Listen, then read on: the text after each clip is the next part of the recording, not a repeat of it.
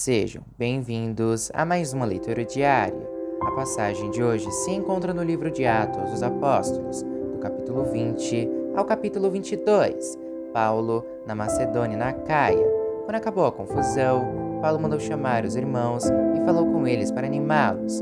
Então se despediu deles e foi para a província da Macedônia. Atravessou aquelas regiões, animando muito com as suas mensagens os cristãos. Aí chegou à província da Acaia, onde ficou 3 meses. Quando já estava pronto para ir à província da Síria, soube que os judeus estavam fazendo planos contra ele. Então resolveu voltar pela Macedônia. Foram com ele as seguintes pessoas: Sopatro, filho de Pirro, da cidade de Bereia, Aristarco e Segundo, de Tessalônica, Gaio, de Derbe, Timóteo e também Tíquico e Trófimo, que eram da província da Ásia. Eles foram na frente e nos esperaram na cidade de Troade. Depois da festa dos pães sem fermento, nós partimos da cidade de Filipos. 5 dias depois, nos encontramos com eles em Troade e ficamos ali uma semana. Paulo em Troade. No sábado à noite, nós nos reunimos com os irmãos para partir o pão. Paulo falou nessa reunião e continuou falando até meia-noite, pois ia viajar no dia seguinte.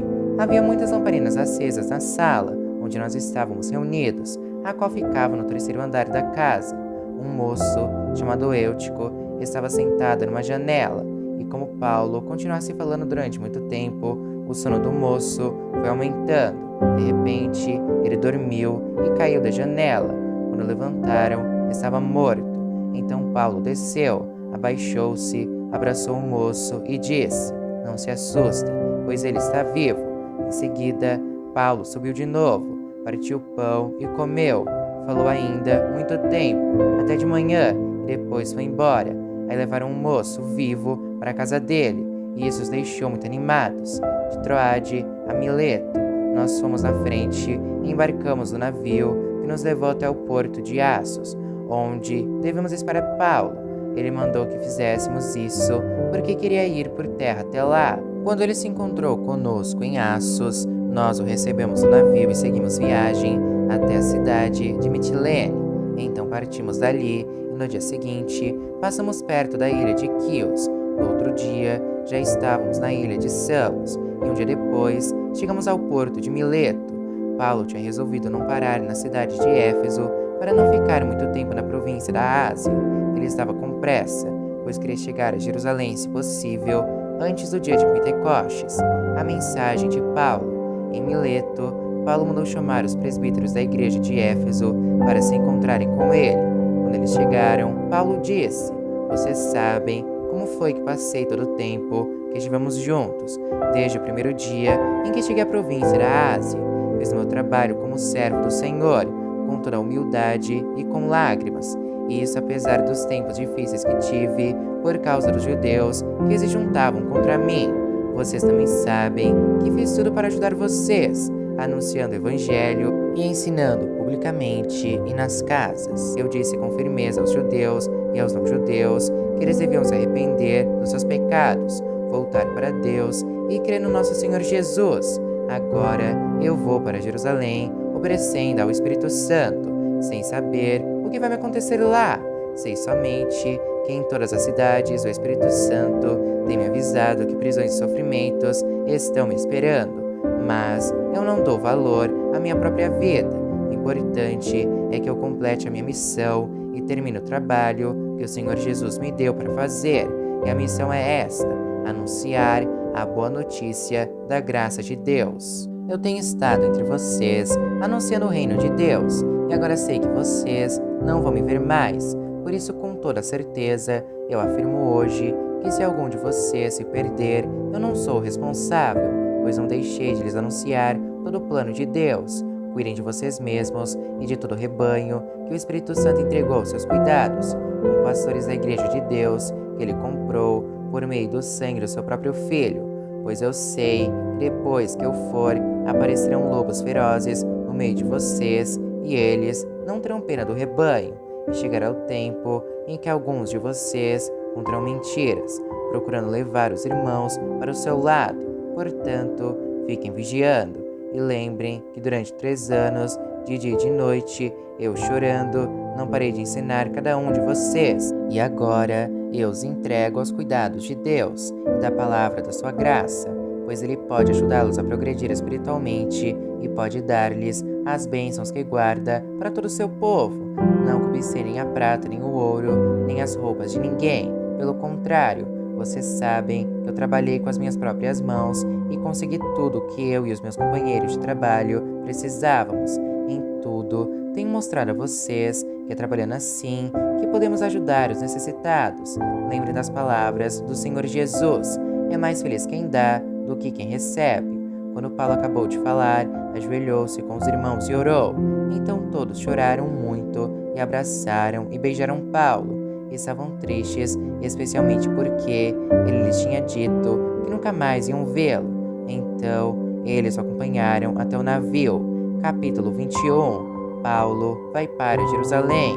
Nós nos despedimos deles e fomos embora, navegando diretamente para a ilha de Cós. No dia seguinte, paramos no porto de Rhodes e dali continuamos até a cidade de Patara, onde encontramos um navio que é para a Fenícia. Então, embarcamos nele e seguimos viagem. Quando já podíamos ver a ilha de Chipre, navegamos ao sul daquela ilha e seguimos em direção à província da Síria. Chegamos à cidade de Tiro, onde desembarcamos, pois o navio precisava ser descarregado. Naquela cidade, encontramos alguns cristãos e ficamos com eles uma semana. Então, avisados pelo Espírito Santo, eles disseram a Paulo que não fosse para Jerusalém. Mas quando chegou o dia de irmos embora, nós continuamos a nossa viagem. Aí aqueles irmãos, com as esposas e filhos, nos acompanharam até fora da cidade. E todos nós nos ajoelhamos ali na praia e oramos. Depois de nos despedirmos, embarcamos no navio e eles voltaram para casa.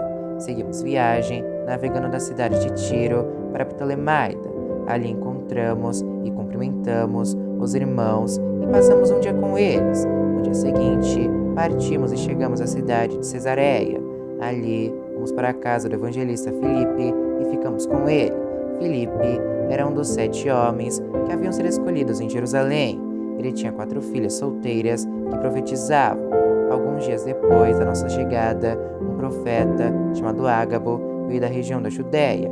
Ele chegou perto de nós, pegou o cinto de Paulo, amarrou os próprios pés e as próprias mãos e disse: o Espírito Santo diz isto: em Jerusalém, o dono deste cinto será amarrado assim pelos judeus e será entregue nas mãos dos não-judeus. Quando ouvimos isso, nós e os irmãos de Cesareia pedimos com insistência a Paulo que não fosse para Jerusalém. Mas ele respondeu: por que vocês choram assim e me deixam tão triste? Eu estou pronto não somente para ser amarrado, mas até para morrer em Jerusalém pela causa do Senhor Jesus. E não conseguimos convencê-lo a não ir. Então desistimos e dissemos: que seja feita a vontade do Senhor. Depois de passarmos alguns dias ali, juntamos as nossas coisas e fomos para Jerusalém. Alguns irmãos da cidade de Cesareia nos acompanharam e nos levaram à casa onde íamos ficar hospedados. O dono da casa era Menazon, natural da ilha de Chipre. Fazia muito tempo que ele era cristão. Paulo visita Tiago. Quando chegamos a Jerusalém, os irmãos nos receberam com muita alegria.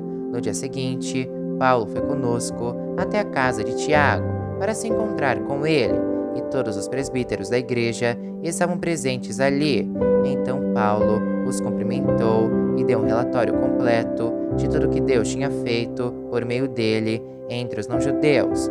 Depois de o ouvirem, todos eles deram graças a Deus e disseram a Paulo: veja bem, irmão, há milhares de judeus que se tornaram cristãos e todos eles são fiéis à lei de Moisés. Eles ouviram dizer que você ensina aos judeus que moram em outros países a abandonarem a lei, dizendo a eles que não circuncidem os seus filhos nem respeitem os costumes dos judeus.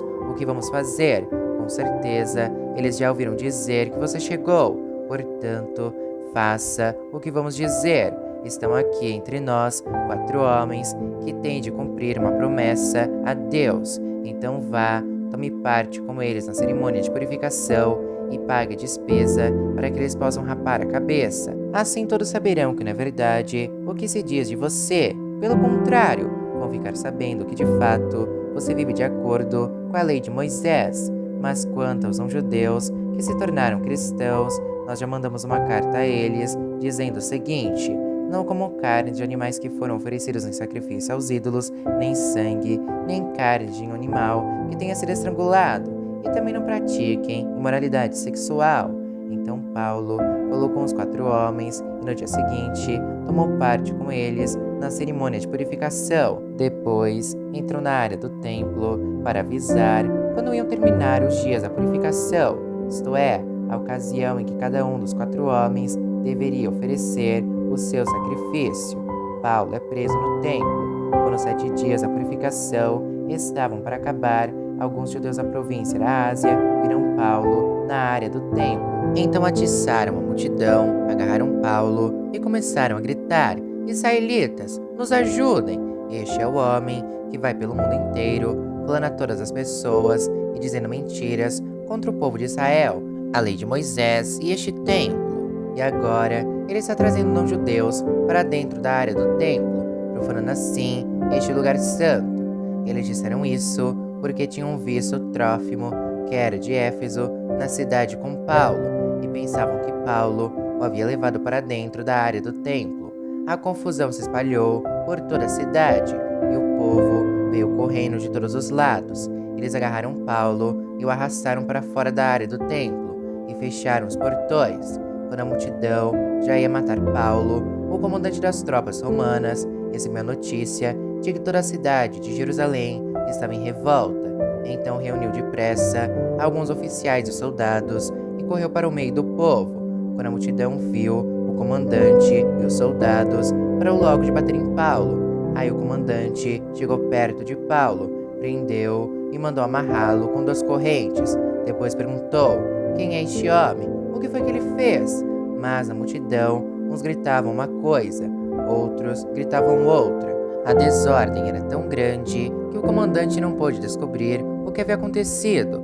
Então mandou que os soldados levassem Paulo para dentro da fortaleza. Quando chegaram perto da escada, os soldados tiveram de carregar Paulo por causa da violência da multidão, que vinha atrás gritando: mata, mata! Paulo se defende. Quando iam levar Paulo para dentro da fortaleza, ele disse ao comandante: me dê licença para falar uma coisa com o senhor. O comandante perguntou: você sabe falar grego? Por acaso você é aquele egípcio que algum tempo atrás começou uma revolução e levou 4.000 terroristas armados para o deserto?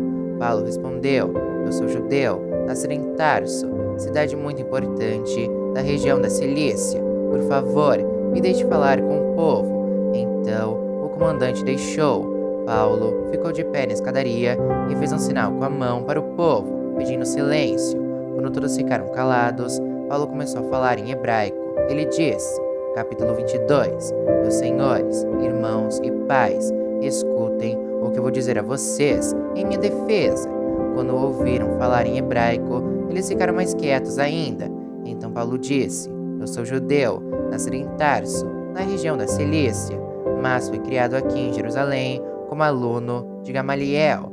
Fui educado muito rigorosamente dentro da lei dos nossos antepassados. Eu era muito dedicado a Deus, como todos vocês aqui também são.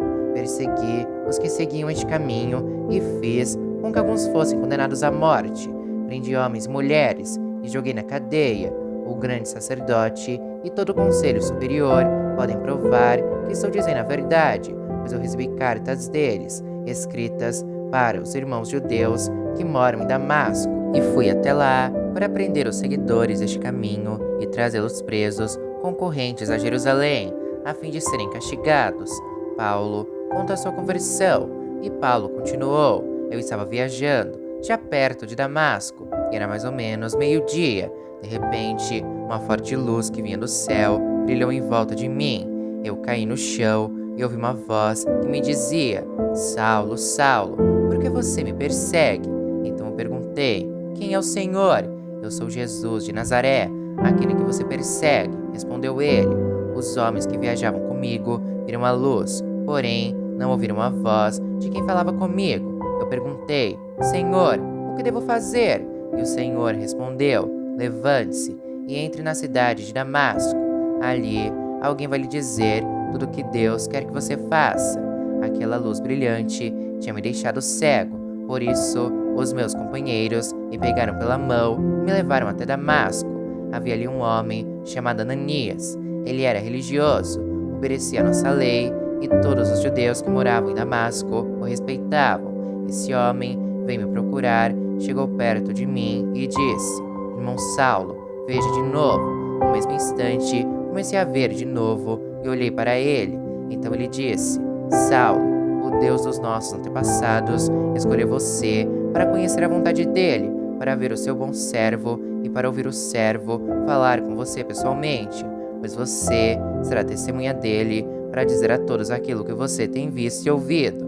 E agora, não espere mais, levante-se, peça a ajuda do Senhor e seja batizado, e os seus pecados serão perdoados. A missão de Paulo. E Paulo terminou dizendo: Então eu voltei para Jerusalém. Por estar orando no templo, tive uma visão, vi o Senhor, e ele me disse: Saia depressa de Jerusalém, porque as pessoas aqui não aceitarão o que você vai dizer a meu respeito. Eu respondi: Senhor, eles sabem muito bem que eu ia às sinagogas e prendia os que criam em ti e batia neles. Quando estavam matando Estevão, que falava a respeito de ti, ó Senhor, eu estava ali, concordando com aquele crime, e até tomei conta das capas dos assassinos dele. Aí o Senhor disse: Vá, pois eu vou enviá-lo para bem longe, vou enviá-lo aos não-judeus. A multidão ficou ouvindo Paulo até que ele disse isso, mas aí eles começaram a gritar com toda a força: Matem esse homem, ele não merece viver. Eles gritavam, sacudiam as capas no ar e jogavam poeira para cima. Então, o comandante mandou que os seus soldados levassem Paulo para dentro da fortaleza. Mandou também que o chicoteassem para que ele contasse porque a multidão estava gritando contra ele. Porém, quando estavam amarrando para chicoteá-lo, Paulo perguntou ao oficial romano que estava perto dele: Será que vocês têm o direito de chicotear um cidadão romano, especialmente um que não foi condenado por nenhum crime? Quando o oficial ouviu isso, foi falar com o comandante e disse: O que é que o senhor vai fazer? Aquele homem é cidadão romano. Então, o comandante foi falar com Paulo e perguntou: Me diga uma coisa, você é mesmo cidadão romano? Sou, respondeu Paulo. Aí, o comandante disse: Eu também sou, e isso me custou muito dinheiro. Paulo respondeu: Pois eu sou cidadão romano de nascimento. Imediatamente, os homens que iam chicoteá-lo recuaram, e o próprio comandante ficou com medo ao saber que Paulo era cidadão romano e ele tinha mandado amarrá-lo. Paulo, diante do conselho superior, o comandante queria saber com certeza por que os judeus estavam acusando Paulo. Então, no dia seguinte, mandou que tirassem as correntes que o prendiam e ordenou que os chefes dos sacerdotes e todo o conselho superior se reunissem. Depois, mandou que trouxessem Paulo e o colocassem em frente deles.